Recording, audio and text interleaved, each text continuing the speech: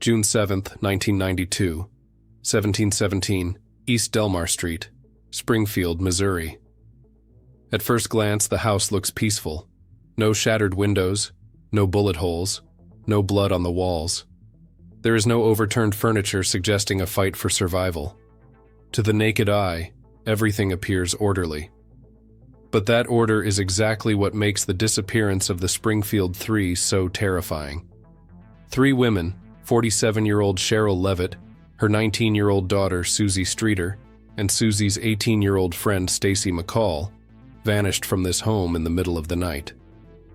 And the true tragedy of that morning isn't only that they disappeared, it's that one of the most critical crime scenes in Missouri history was dismantled, piece by piece, not by the perpetrator, but by the people who loved them most.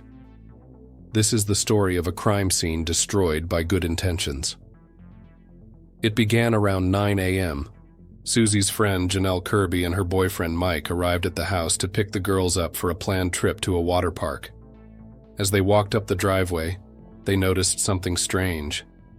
The glass globe of the front porch light was shattered on the ground, but the bulb inside was still intact and glowing.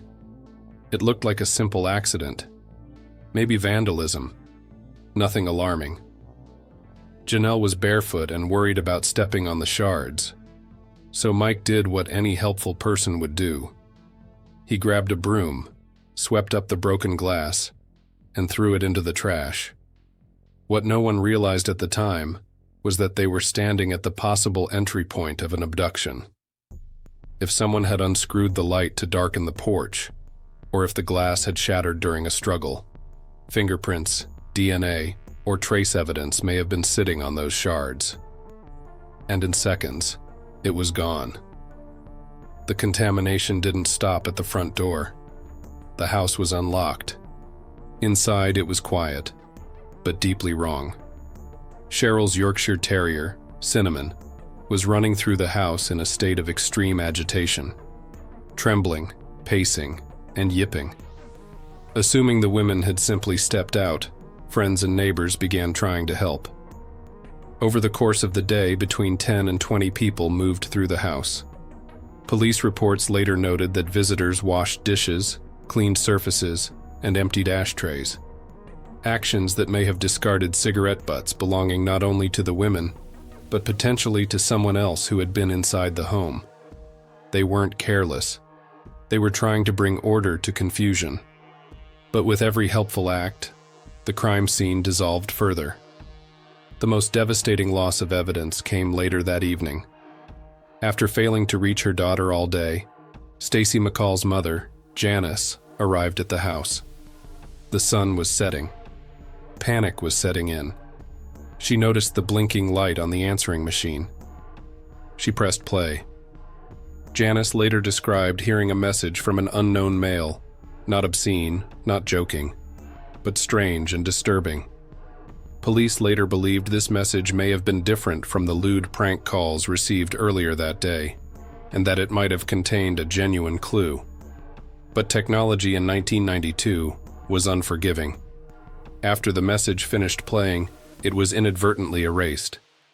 Whether it was the voice of the abductor or someone who knew what had happened, we will never know.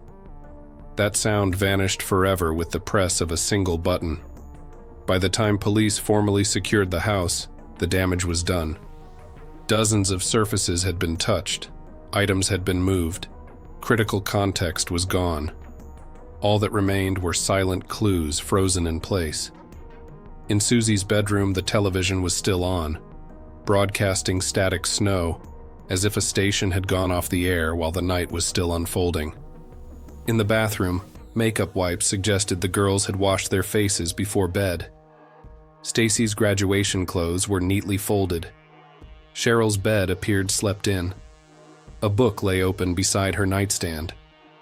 And on the floor, lined up carefully in a row, were 3 purses. Inside them, keys, IDs, cash. Nearby sat Sherrill's cigarettes, something she would never have left behind voluntarily. They didn't run. They didn't pack. They didn't leave on their own. They were taken from the safety of their home, likely in their sleepwear, without a scream, without a struggle, without a trace. Today, the house on East Delmar Street still stands.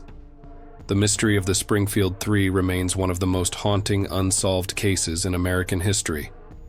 And it leaves behind a chilling reminder, not just for investigators, but for all of us. Sometimes the instinct to help is the very thing that keeps justice from ever arriving.